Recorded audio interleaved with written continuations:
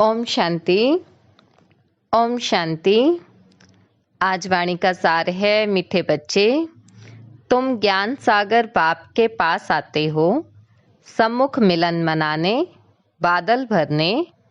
तुम यहाँ कोई तीर्थ करने व पहाड़ी की हवा खाने नहीं आते हो।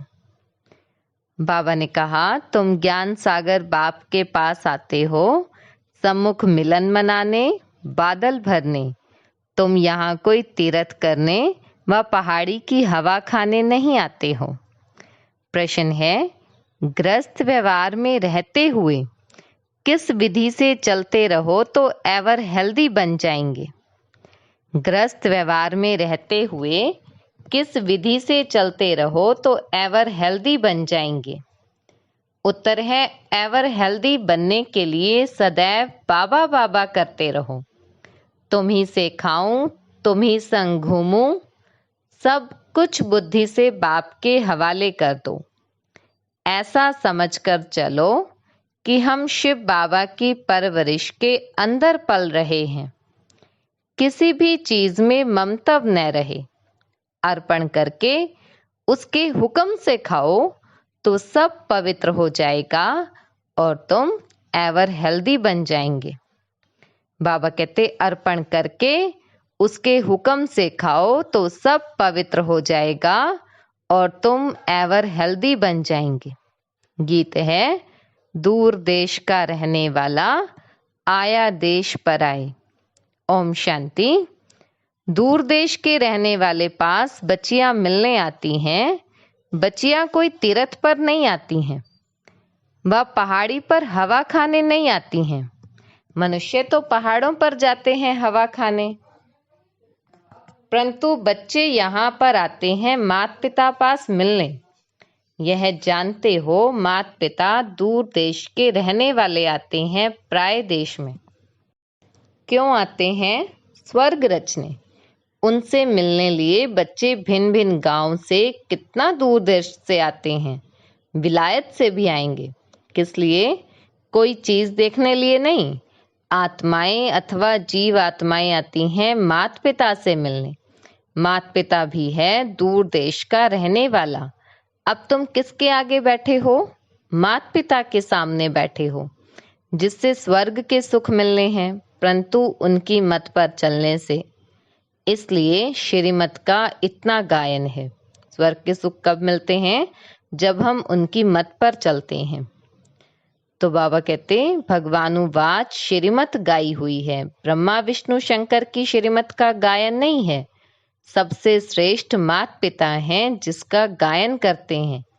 इस सृष्टि के रचयिता माता पिता का आह्वान करते हैं कि इस छीछी पतित दुनिया में आओ, हमको पावन बनाओ। अब वह पराये देश में आया है, तुम भी पराये देश में बैठे हो। यह रावण का देश है। यह अकासुर, बकासुर, पूतनाएं, सूपनखाएं, हिरण्यकश्यप आदि सब इस मनुष्य सृष्टि के मनुष्यों पर नाम है। असुरों का कोई दूसरा रूप नहीं है, न ही देवताओं का कोई दूसरा रूप है, न ही उनकी चार भुजाएं हैं तो वह भी मनुष्य और देवताएं भी मनुष्य, परंतु देवताओं का पावन देश में पुनर्जन्म था। बाबा कहते, सतयुग त्रेता जैसे कि ईश्वर का घर है। स्वर्ग में आते हो तो अपने घर में आते हो। अब हो पराये घर, रावण के घर में। तो बाप आकर तुमको रावण के घर से छुड़ाते हैं, लिबरेट करते हैं। आधा कल्प तो तुम माया के देश में पुनर्जन्म लेते रहते हो। सतयुग त्रेता में तो राम राज्य अर्थात ईश्वर का राज्य है, क्योंकि ईश्वर ने स्थापन किया है। आधा कल्प वहां पुनर्जन्म लेते आए। आधा कल्प रावण के राज्य में पुनर्जन्म लिया। अब बच्चों को समझ पड़ी है कि हम किसके सामने बैठे हैं। यह टीचर भी है, सतगुरु भी है। तुम माताएं भी टीचर हो, सतगुरु भी हो। तुम भी पढ़ाती हो मनुष्य से देवता बनाने के लिए। अब तो तुम आसुरी संप्रदाय से दैवी संप्रदाय बन रहे हो। तुमको कांटों से फूल बनाने इस रथ पर बाप सवार हो आए हैं। यह तो बच्चों से मिलने और देशों में भी जाते हैं, क्योंकि चैतन्य ज्ञान सागर है। जड़ सागर तो नहीं है जो डुबो दे। नहीं, यह चैतन्य है, गायन है। आत्मा परमात्मा अलग रहे बहुकाल। तो परमात्मा भी आते हैं, तो उनसे मिलने आत्माएं भी आती हैं। कहाँ कहाँ से बच्चियां आती हैं, बाप भी चक्कर लगाते हैं। भक्तों ने तो जहां तहां मंदिर बनाए हैं, जैसे क्राइस्ट के जड़ चित्र भी बनाते हैं। अब वह तो है देहधारी, और जो भी हैं ब्रह्मा विष्णु शंकर देहधारी हैं। इन सब से ऊंचते ऊंच है भगवान। उनको अपना शरीर नहीं है, उनको तो सभी बाप कहेंगे। परम पिता, गॉड फादर, उनको तो न स्थूल शरीर है और न ही बाबा कहते सूक्ष्म शरीर है। आते भी हैं जरूर। कैसे आते हैं यह सब भूल गए हैं। ऐसे तो नहीं कहेंगे श्री कृष्ण पतित पावन है, न श्री कृष्ण के शरीर में आकर पावन बनाते हैं। तो श्री कृष्ण भगवानुवाच रोंग हो गया। श्री कृष्ण के मुख द्वारा क्या रचे? क्या देवताएं? नहीं, पहले तो ब्राह्मण चाहिए, उसके लिए ब्रह्मा चाहिए। नहीं तो ब्रह्मा का ऑक्यूपेशन कहाँ? श्री कृष्ण का नाम लगाने से ब्रह्मा की बायोग्राफी गुम हो जाती है। श्री कृष्ण द्वारा सतयुग स्थापन किया तो ब्रह्मा का ऑक्यूपेशन ही गुम कर दिया। परंतु तुम बच्चे जानते हो जो यहाँ आते हो। बाकी जो नहीं जानते वह समझेंगे कि यह भी एक सत्संग है जहाँ गीता सुनाते हैं। परंतु यहाँ कौन सुनाते हैं यह तुम बच्चे जानते हो। ज्ञान का सागर मोस्ट बिलव्ड माता पिता सुनाते हैं। कितना मीठा, कितना प्यारा है। तुम कोई मनुष्य को मीठा कह नहीं सकते, क्योंकि सभी कड़वे विकारी हैं। बाप उनको पावन बना रहे हैं। तो ऊंचते ऊंच है भगवान। उसके बाद जो भी मनुष्य होकर गए हैं, अभी वह सब पतित हैं। जब तक बाप आकर पावन न बनाए तो सब पतित दुखी रह जाते हैं। जैसे मनुष्य कहते हैं कलयुग हजारों वर्ष का है, यह तो इम्पॉसिबल है। महाभारी लड़ाई सामने खड़ी है, जिसमें मुक्ति जीवन मुक्ति के गेट्स खुलते हैं। तब तक कोई मुक्ति जीवन मुक्ति में जा नहीं सकते। सभी यहाँ भटकते रहते हैं। जैसे भूल भुलैया है, सभी ठोकर खाते रहते हैं, दरवाजा मिलता नहीं। चाहते हैं मुक्ति जीवन मुक्ति के गेट में जाएं। कोई मरता है तो भी कहते हैं स्वर्गवासी हुआ, परंतु यह तो नर्क है। स्वर्ग में तब जा सकते हैं जब बाप आए, राजयोग सिखलाए, तब राजाई व प्रजापद पा सकते हैं। अब यह है कमाई। कहते हैं ना, इसने कौन सी कमाई की जो यह इतना साहूकार बना? तो सतयुग के देवताओं ने कौन सी कमाई और कब की जो यह ऐसे बने? जरूर कलयुग के अंत में की होगी, तब सतयुग में बने। बाबा कहते, अब तुम जानते हो हम ऐसी कमाई कर रहे हैं जो स्वर्ग के मालिक बनेंगे। जरूर उसकी रिजल्ट तुम स्वर्ग में भोगेंगे। अब तुम कलयुग और सतयुग के संगम पर हो। उनको अलग युग कर दिया है। सारे कर्म अकर्म विकर्म की गति बाप समझाते हैं। कहते हैं बच्चे, अब जो कर्म मैं तुमको सिखाता हूं वही करो। इसको कलयुग नहीं कहेंगे। संगम युग का किसको पता नहीं है। जब सतयुग से त्रेता होता है तब भी किसको पता नहीं पड़ता कि सतयुग त्रेता का संगम पास हो रहा है। यह पीछे गाया जाता है कि सतयुग में फलाने राज्य करते थे, त्रेता में फलाने राज्य करते थे, द्वापर हुआ तो देवी देवता वाम मार्ग में चले गए। यह सब अब तुमको पता पड़ा है। यह ज्ञान और कोई में नहीं है, तुम ही वर्ल्ड की हिस्ट्री ज्योग्राफी पढ़ते हो। तुम्हारे पास एम ऑब्जेक्ट है। जो भी दुनिया में गीता पाठशालाएं हैं वहां वेद शास्त्र सुनाते हैं। एम ऑब्जेक्ट कोई नहीं है। स्कूल कॉलेज की को पाठशाला कहते हैं। वह पढ़ाई फिर भी सोर्स ऑफ इनकम है। तो तुम्हारे पास एम ऑब्जेक्ट है कि इस पढ़ाई से पावन बन मुक्ति धाम में जाएंगे, फिर वहां से पाठ बजाने सतयुग में आएंगे। तुमको सतयुग से कलयुग तक कौन सा पाठ बजाना है वह सारा पता है। तुम बादल यहाँ आए हो भरने के लिए, 21 जन्म के लिए सोर्स ऑफ इनकम बनाने। कितनी ऊंच पढ़ाई है तो पढ़ाने वाला भी ऊंच भगवान है। बाकी तो सब हैं बहन भाई। बाबा कहते इतनी ऊंच पढ़ाई है तो पढ़ाने वाला भी है ऊंचे ते ऊंचा भगवान। बाकी सब हैं बहन भाई। ब्रह्मा सरस्वती शंकर पार्वती विष्णु सब इनके बच्चे हैं। बच्चों को बच्चों से वर्षा बाबा कहते नहीं मिल सकता ना, वर्षा बाप से मिलता है। जो जैसा पुरुषार्थ करेंगे वैसा वर्षा मिलेगा। और पुरुषार्थ कितना सहज है। अच्छा, इतना ज्ञान नहीं सुना सकते तो 3 पैर पृथ्वी का लेकर छोटे कमरे में ही गीता पाठशाला खोल दो। बोर्ड पर लिख दो, आकर बाप से 21 जन्मों के लिए वर्षा लो। छोटा बोर्ड ही लगाओ, उसमें लिखो कि 21 जन्मों के लिए स्वर्ग की बादशाही तुम्हारा ईश्वरीय जन्म सिद्ध अधिकार है।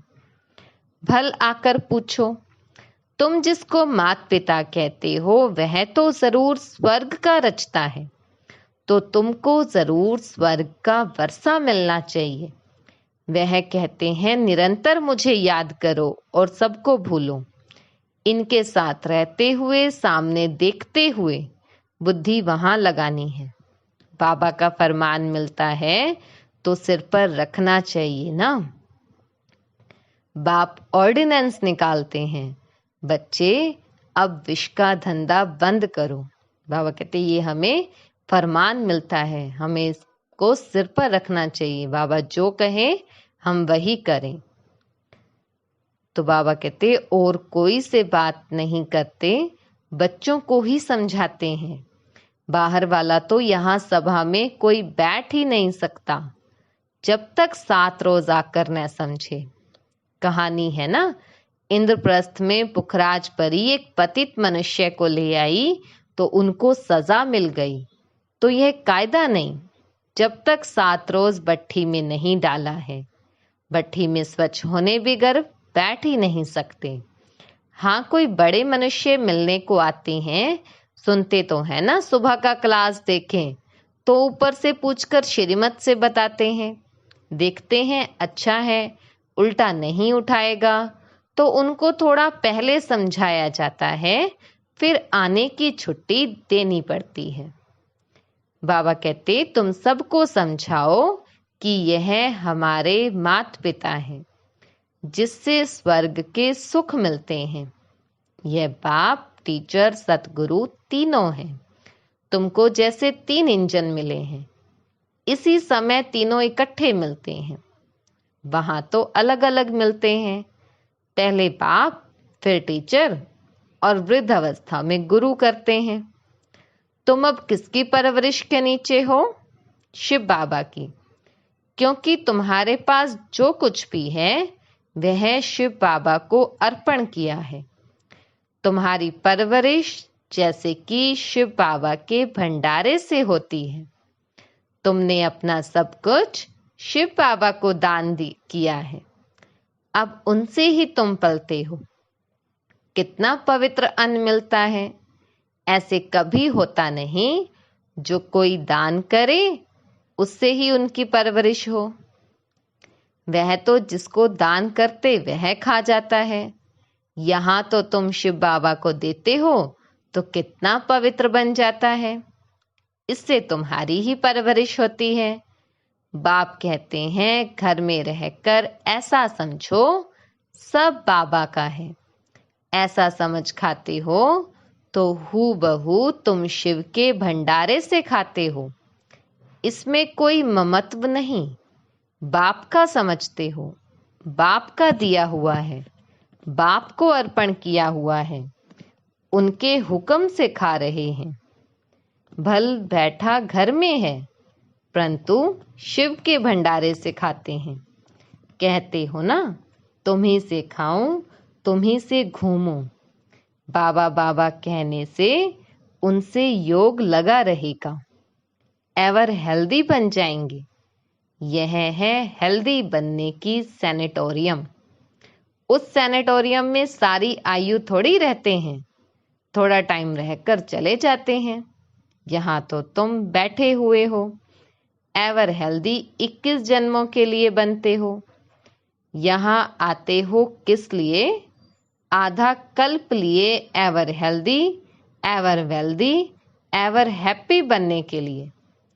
इस ख्यालात से आते हो ना। यहाँ हवा खाने के लिए व तीर्थ करने तो नहीं आते हो ना। यहाँ आते हो शिव बाबा के पास। तो बाबा कहते, यहाँ हम आते हैं शिव बाबा के पास। बाप भी आते हैं पराए देश पराए तन में। गीता जो गाई हुई है कुछ तो राइट होगा। आह्वान करते हैं बाप के आने लिए, तो जरूर उनको पतित से पावन बनाने लिए आना पड़े। पतित तो नहीं, परम धाम में उनके पास जाएंगे पावन होने के लिए। शिव बाबा को ही पतित दुनिया में आना पड़ेगा ना, पतित से पावन बनाने। बाबा कहते पतित तो नहीं जाएंगे ना परम धाम में पावन होने के लिए, जा ही नहीं सकते। हर एक भक्त की आत्मा पुकारती है कि बाबा आओ। बाप कहते हैं मैं आता हूं सबकी गति सदगति करने।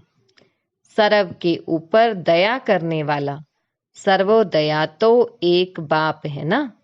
कौन सी दया करते हैं? श्रीमत देते हैं। श्रीमत तो मशहूर है, जिस पर चलने से श्रेष्ठ अर्थात स्वर्ग के मालिक बनेंगे। फिर जो जितना डायरेक्शन पर चले, कोई तकलीफ तो नहीं देते। हठ योग करने अथवा तीर्थों पर धक्का खाने की बाबा बच्चों को कोई तकलीफ नहीं देते। अमेरिका हो, फिलिपाइन हो, कहाँ भी हो, ग्रस्त व्यवहार में तो रहना चाहिए, परंतु रहते हुए कमल पुष्प समान रहना है। जनक का मिसाल है, तुम्हारा है राजयोग। वह तो कहेंगे स्वर्ग के सुख तो काग विष्ठा के समान है, परंतु भारत का राजयोग तो मशहूर है, इसको कोई जानते नहीं। प्राचीन योग तो प्राचीन बाप ही सिखाएंगे। गीता वेद शास्त्र आदि सब भक्ति मार्ग की सामग्री है। झाड़ को पूरा होना ही है, फिर इसी झाड़ को सब्ज होना है, मना हरा होना है। तो तुम आए हो माता पिता पास रिफ्रेश होने, और घड़ी घड़ी आएंगे क्योंकि सम्मुख मजा आता है।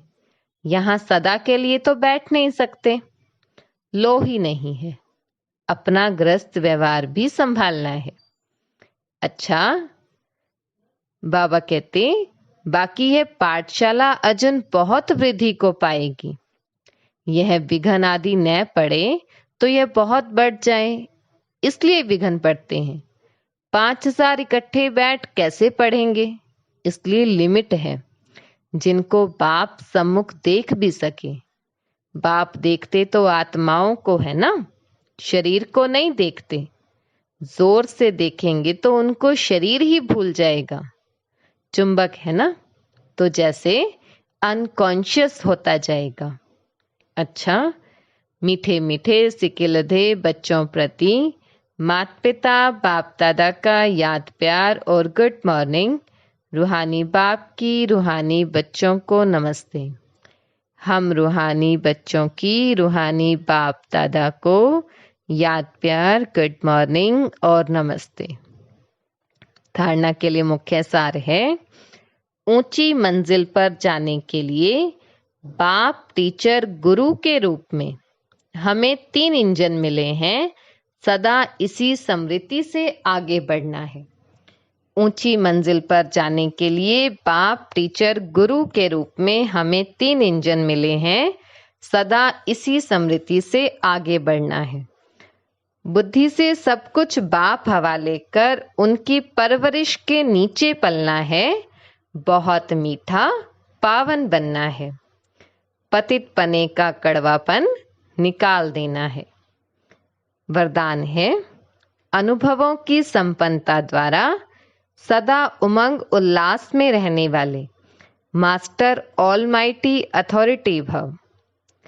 अनुभवों की संपन्नता द्वारा सदा उमंग उल्लास में रहने वाले मास्टर ऑलमाइटी अथॉरिटी भव।